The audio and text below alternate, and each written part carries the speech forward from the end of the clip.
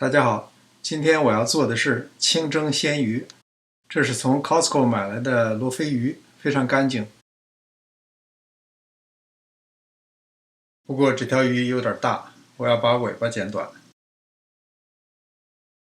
这个时候蒸锅就可以烧上水了。这条鱼也比较厚，要从背部抛开一刀，否则不容易蒸熟。然后再从两侧各划开几刀，便于蒸熟，也便于入味儿。切一点姜丝、葱丝备用。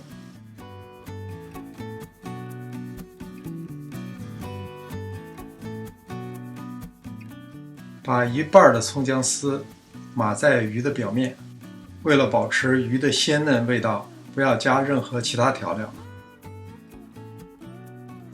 水开以后开始计时，根据鱼的大小蒸8到10分钟。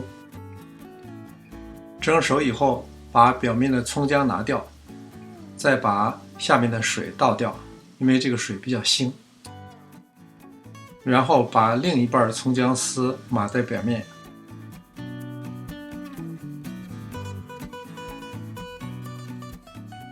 接下来把烧热的油淋在鱼的表面。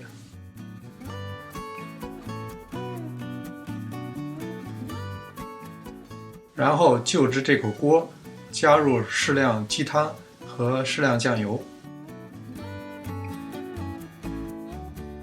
然后淋到鱼的表面。这道极简又极鲜的清蒸鱼就做好了。希望您喜欢，也希望点赞订阅。上师厨房，我们下期再见。